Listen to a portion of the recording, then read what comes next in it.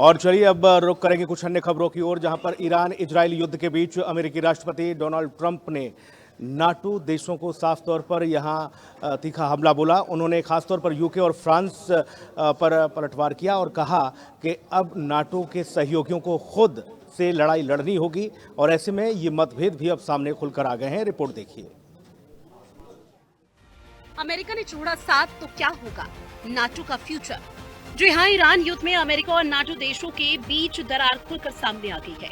युद्ध के दौरान नाटो के रवैये को लेकर डोनाल्ड ट्रंप बहुत ज्यादा गुस्से में हैं। ट्रंप ने साफ कहा है कि जो हमारे लिए नहीं है हम उसके लिए नहीं है। पहले एक महीने में नाटो पर दिए गए बयानों पर देते हैं। अमेरिका और नाटो के रिश्तों में दरार। राष्ट्रपति डोनाल्ड ट्रंप 16 मार्च 2026। हॉर्मूज पर अगर साथ नहीं दिया तो नाटो के भविष्य के लिए बहुत बुरा होगा। 17 मार्च 2026। अब हमें नाटो की जरूरत रही। 21 मार्च 2026। नाटो कागजी शेर है, अमेरिका के बिना नाटो कुछ नहीं। 25 मार्च 2026। ब्रिटेन के एयरक्राफ्ट कैरियर्स अमेरिका के मुकाबले खिलौने हैं।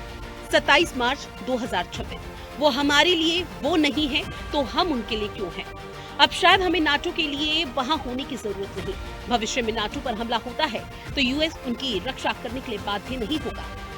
अब अमेरिका के विदेश मंत्री मार्को रूबियो के साथ रक्षा मंत्री पीट हेगसेट ने भी नाटो के रवैये के साथ नाराजगी जाहिर की। अमेरिका नाटो से संबंधों पर फिर विचार करेगा।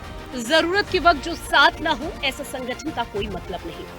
मतलब एकदम साफ है, ईरान युद्ध में अमेरिका और नाटो के बीच बड़ी दरार आ चुकी है और ये तल्खी हर बीते हुए दिन के साथ बढ़ती जा रही है। अमेरिका जंग के बीच अमेरिका को सबसे बड़ा झटका उसके नाटो के साथ ही इटली से मिला है। नाटो में होने के बावजूद अमेरिका को नो कह दिया। अमेरिकी विमान को एयरबेस पर उतरने की इजाजत नहीं दी।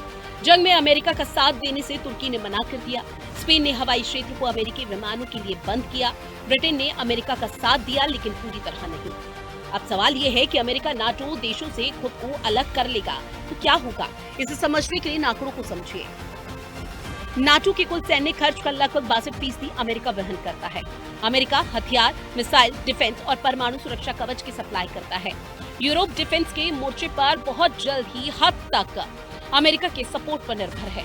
रूस और यूक्रेन की जंग में भी अमेरिका ने नाटो का सबसे ज्यादा सपोर्ट किया। मतलब नाटो के भविष्य पर मंडराता खतरा केवल एक राजनीतिक बहस नहीं, बल्कि यदि अमेरिका इससे अलग हो जाता है तो उसके हटते ही सैन्य, वित्तीय और राजनीतिक शक्ति लगभग आधी रह जाएगी। दरअसल अमेरिकी राष्ट्रपति डोनाल्ड ट्रंप का नाटो के साथ रिश्ता हमेशा उतार चढ़ाव वाला है। उन्होंने कई बार ऐसे बयान दिए हैं जिससे ये सवाल उठ जाता है कि अमेरिका अब नाटो के अनुच्छेद 5 का पालन करेगा या नहीं। इस नाटो के अनुच्छेद 5 में कहा गया है कि नाटो के एक सदस्य पर हमला सभी पर हमला माना जाएगा। ब्यूरो रिपोर्ट, हिंदी खबर।